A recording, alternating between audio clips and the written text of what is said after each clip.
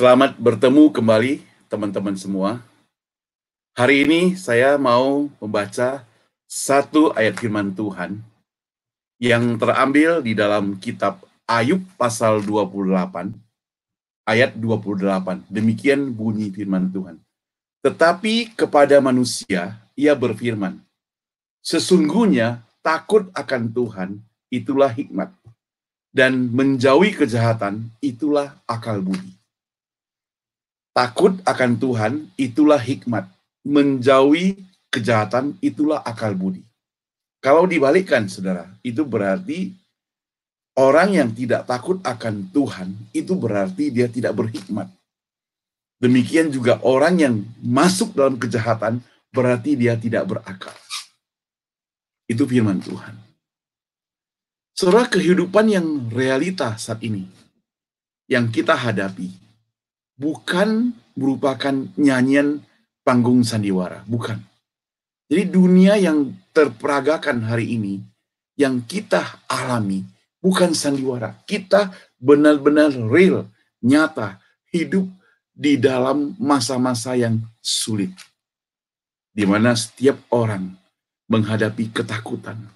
Setiap orang menghadapi persoalan, baik dia persoalan pekerjaan, persoalan kesehatan, persoalan masa depan, hati yang kacau, khawatir, semua itu menumpuk dalam kehidupan manusia.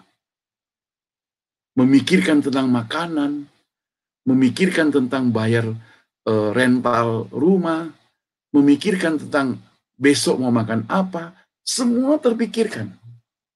Tetapi sebaliknya, ada orang-orang yang mungkin karena berkatnya berlimpah, dia tidak masalah dengan itu. 2 bulan hidup seperti yang abnormal begini dianggap biasa. Saya begitu kaget, walaupun dianjurkan kita stay di rumah, walaupun dikasih tahu bahwasanya ada bahaya dari virus, begitu Soekarno-Hatta dibuka, waduh saudara, penuh padat itu. Soekarno-Hatta, saya lihat dari foto sih. Luar biasa penuhnya. Wah, mereka itu banyak sekali yang mau naik ke pesawat, nggak tahu kepentingannya apa. Pokoknya semua mau naik ke pesawat. Saudara, bukan hanya di Indonesia, di Amerika sendiri saya melihat ada banyak orang di luar sana, termasuk di pantai-pantai, ada banyak orang yang pergi ke sana, mandi-mandi, pesta, dansa-dansi, di situ mereka lakukan kegembiraan, kesukacitaan di sana tanpa masker, saudara. Dan mereka bisa lakukan seperti begitu, seakan-akan tidak terjadi apa-apa. Yang menjadi pertanyaan adalah, kita hidup di dunia yang nyata. Walaupun bukan kejahatan yang engkau berbuat, tetapi sesungguhnya engkau sedang berbuat jahat. Ketika engkau melanggar peraturan pemerintah, ketika engkau melanggar peraturan yang ada, dikatakan pakai masker, engkau tidak pakai masker, dikatakan jangan keluar, tidak penting, engkau keluar, dikatakan jangan bergerombolan, engkau bergerombolan, itu berarti engkau telah melanggar apa yang diatur oleh pemerintah, peraturan. Itu berarti engkau melakukan hal kejahatan. Ada satu video singkat yang berbicara tentang masalah ini. Saat ini kita bicara, it's not about me, ya, tetapi about we. Bukan aku, tetapi kita. Ini masalah kita. Jadi walaupun aku tidak takut, tapi orang lain takut. Walaupun aku kuat, aku bisa pergi kemana-mana, tapi orang lain belum tentu kuat. Orang lain belum tentu kuat. Dan mereka harus jaga diri, jaga jarak. Jadi kita harus menghargai orang lain. Nah, itu yang merupakan ketaatan kita.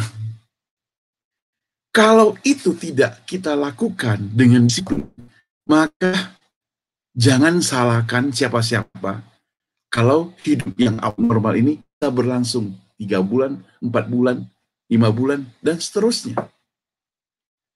Tadi saya dengar berita dari koran Amerika atau berita di TV, dikatakan bahwa WHO menyebutkan bahwa kejadian seperti begini perlu 5 tahun. 5 tahun, saudara bayangkan. Baru 2 bulan saja semua sudah menjerit.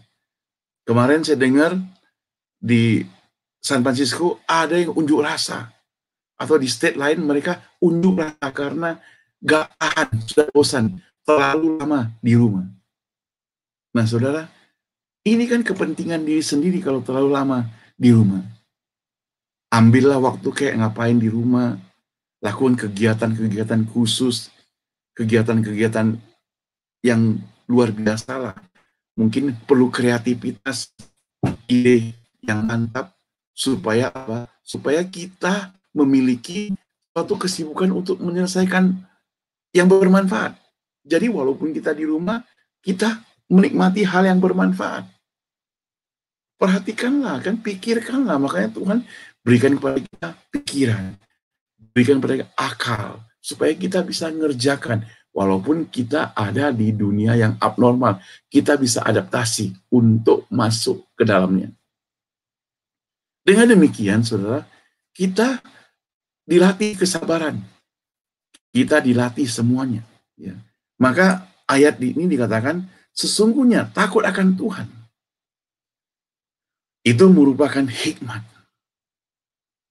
Takut akan Tuhan berarti benar-benar takut pada Tuhan. Takut akan Tuhan berarti hormat, mentaati. Demikian takut pada peraturan. Bukan takut, tapi hormat. Saya tahu sebagian mungkin takut karena dikatakan orang mati hanya sekali, ngapain takut? Kalau mati juga merupakan takdir, ngapain takut? Tetapi saudara, kita tidak mau mati konyol.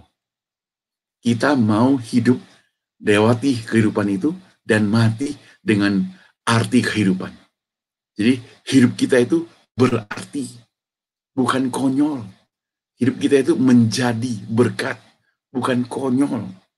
Ya, makanya kalau di sini katakan lagi, menjauhi kejahatan itu akal budi yang sehat. Menjauhi hal-hal yang tidak berguna, akal budi yang sehat. Kejahatan itu kan sama dengan yang tidak berguna. Kejahatan itu kan sama dengan sampah. Kejahatan itu kan sama dengan kotoran. Jauhi. Jauhi hal yang buruk. Maka kita akan mendapatkan akal pikiran yang bermanfaat, yang berbudi, yang bermanfaat, yang bisa menciptakan hal-hal yang bermanfaat. Ingat firman Tuhan, maka kita bisa jadikan hidup kita bermanfaat. Jangan sia-siakan kalau kita diberikan hidup. Kalau hari ini engkau dan saya masih bisa duduk, masih bisa beraktivitas, masih bisa makan, masih bisa bergerak, masih bisa lakukan ini dan itu, ini karena anugerah Tuhan.